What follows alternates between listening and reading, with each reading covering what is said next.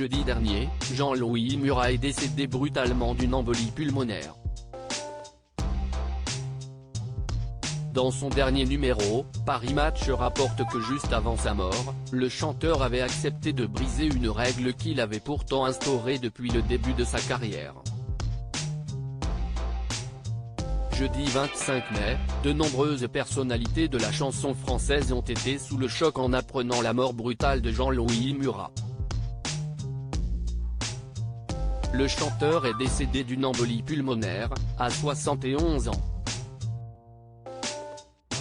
Comme le rapporte le magazine Paris Match dans son dernier numéro, le célèbre interprète de Sentiments Nouveaux est mort en rentrant chez lui près d'Orcival dans le Puy-de-Dôme, après avoir déposé son fils au collège. Il avait pourtant de belles échéances à venir, dont la sortie de son prochain album en octobre.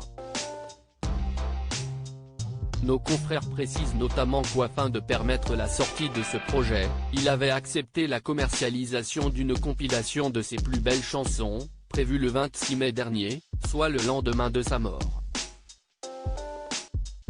Une commercialisation qu'il avait refusé de défendre dans les médias. Car cet homme passionné au caractère fort s'était jusqu'ici toujours juré de ne jamais sortir de best-of de son vivant, lui qui, depuis quelques années, faisait tout seul, s'enregistrant lui-même ou avec l'aide de son voisin. Paris Match explique également que ces derniers temps, celui qui avait décidé de s'isoler à la campagne avec peu de moyens, l'avait mauvaise.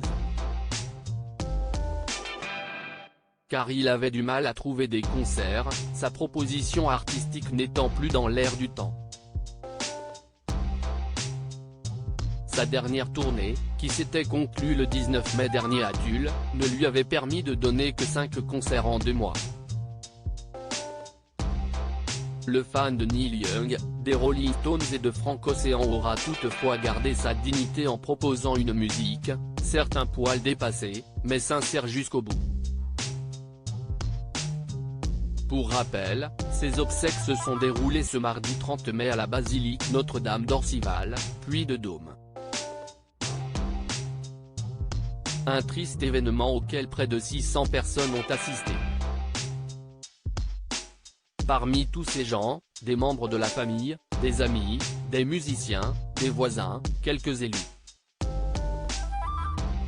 Mais aussi plusieurs de ses admirateurs venus des 4 coins de l'Hexagone pour venir rendre un dernier hommage à leur chanteur préféré. Je suis bouleversé, dévasté depuis cette nouvelle. Je n'arrive pas à réaliser. A notamment expliqué une fan à France 3.